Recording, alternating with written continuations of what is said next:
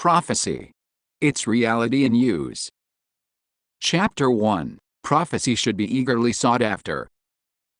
Many Christians frown upon the word prophecy. This may be because they sense something fanatic about this word, or because it sounds far removed from the true Christian objectives of personal sanctification and missions, or it may bring to mind past problems that prophecy has caused in some churches. Given all that, we cannot really blame those Christians who believe that prophecy is something dangerous, extreme or false and something to keep away from. But, is this the true nature of prophecy? Should prophecy be treated as something dangerous, something to be shunned like a savage, wild dog? Of course not. The Bible tells us of the importance of prophecy. In this short book, referring to the Bible and to my own experiences, I would like to discuss the true nature of prophecy, its wonderful blessing, how to use it, the danger of misusing it and the importance of examining it. Prophecy or prophetia in Greek means receiving God's words in trust and telling the words to others, or talking in place of God.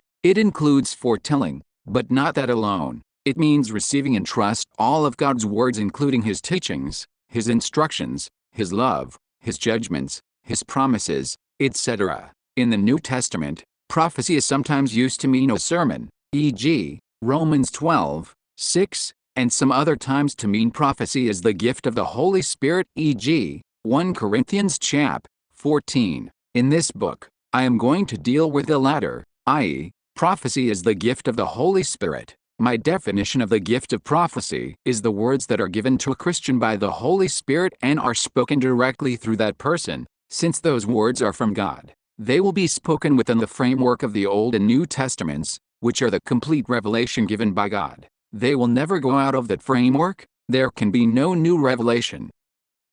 My introduction to prophecy.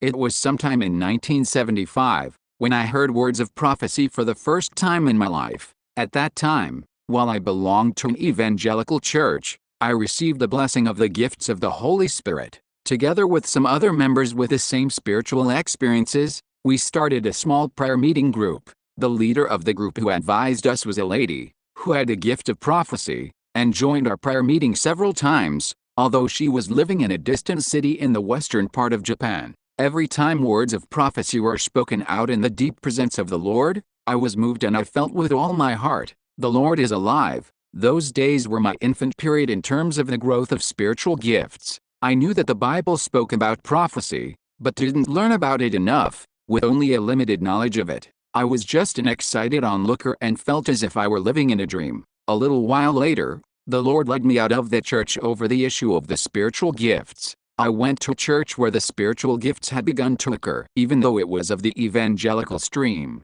In that church the gift of prophecy was not working yet, but a prophetic word was spoken out one night in the prayer meeting we held privately on Sunday nights. It was spoken out by one of my juniors of the seminary. At that time, I was deeply discouraged because I was going through an extremely difficult trial, but a prophetic word was told, saying you will be protected to the end. The moment I heard those words, I became quite skeptical because I thought that the person who prophesied might have spoken out his own idea. But next moment, another prophecy was told, which drastically changed my view. It said, the difficulty you are now facing is much easier to overcome than the one that is to come later in your life. This prophecy really touched my spirit. The discouragement in my heart disappeared, and I felt strength rising up within. I felt through the strong witness of the Holy Spirit that the Lord had certainly spoken. Those words were enough to restore me. The Lord further said to me, ask questions and I will answer you. I was astonished to hear that, but thought, if I ask questions aloud, the person prophesying may listen to me and answer himself. So, I had better ask a question in my mind silently. In my mind I asked God a question. To my surprise, immediately after I asked it, the proper answer came to me through the person who was prophesying. Never before have I experienced anything like this. Surely the Lord was alive and spoke. The experience of asking a question and getting it answered happened just once that time, but it strongly remained in my heart. The Lord told me further through prophecy that I would later visit various places for His ministry. Now, I go throughout Japan from Okinawa to Hokkaido and many countries throughout the world. In January 1996, I ministered in India. In February, the U.S., In April, the Philippines. In May, Brazil. In June, the US again. And in July, the former Yugoslavia. Certainly, what God speaks will come true. I have learned and witnessed the wonderful blessing of prophecy, but at the same time, I have experienced problems with prophecy.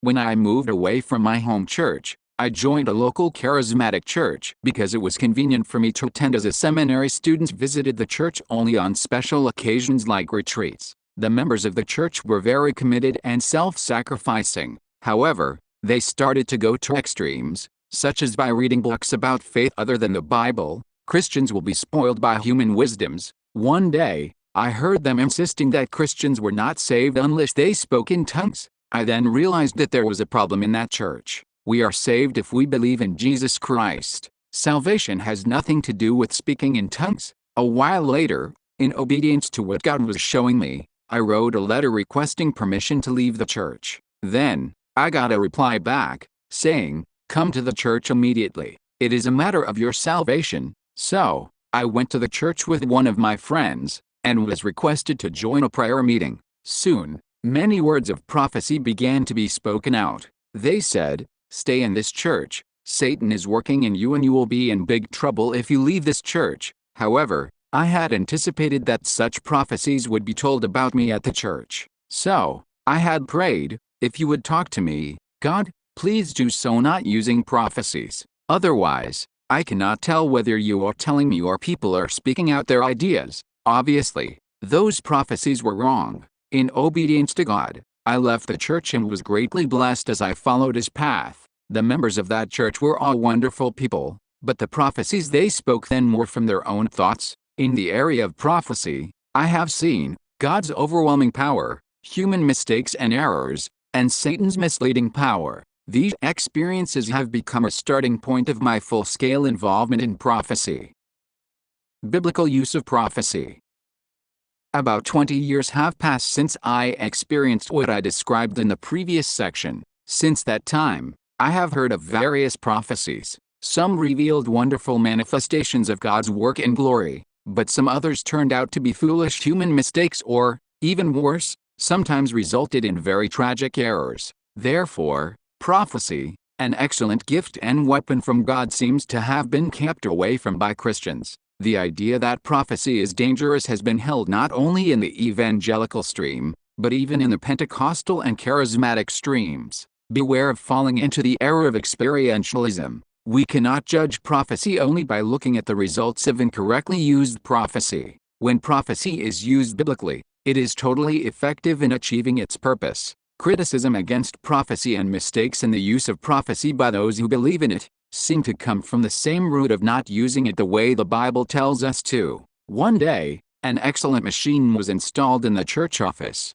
It was a great help at first, but then it suddenly stopped working. Nobody could get it to work again. It was left unused for half a year and it soon became covered with dust. I became very suspicious of the manufacturer and felt that we were unfortunate to have bought such defective machine. Since I could not leave it like that forever, one day I asked a machinery expert to check it. He looked under the table on which the machine was placed and had the machine working again as before in less than a few minutes. Can you guess how he did it? He just plugged it in. The machine was out of use for half a year because it wasn't plugged in. Neither the machine nor the manufacturer was at fault. The cause of the problem was simply that the machine was not being used properly, and it was an elementary mistake. Problems with prophecy, in many cases, apparently stem from the wrong use of prophecy. In other words, it is not being used in accordance with the Bible. So, although it is an excellent spiritual gift from the Lord, prophecy can cause some problems. The machine in our church office has been working normally since it was plugged in. It has not been broken down at all, for it has been used properly. This rule applies to prophecy as well. The Bible never says, "Don't seek prophecy because it will bring problems," or "You may neglect prophecy as it is not necessary." First of all, plug into the power source of faith and use prophecy in the right way. God's work in our church through prophecy. Our church was established in April 1984 at Kokubunji City, Tokyo. At the beginning, regular attendance of the church services were around 15 people. 6 months later, The work of prophecy started in our church. As of May 1996, our daughter churches, from Okinawa to Hokkaido, number 45, about 370 students, from all over Japan, are learning in our seminary. Our missionary work overseas has extended into many countries in Asia, Africa, Europe and North and South America. Daughter churches have been established in the Philippines, Los Angeles, and London. Missionaries have been sent to New York and Israel. In all of these works, prophecy played a very important role. Actually, prophecy has an important role in doing God's works. Not using prophecy is just like we fight with an enemy only with swords instead of guns. We should use prophecy, an indispensable weapon for the spiritual breakthrough in Japan, and for the coming, great, end-time harvest. We should learn the Bible well so that we can use prophecy in accordance with the Bible. When we use it biblically, not depending on our experiences, prophecy will become a great power. Prophecy in the Bible.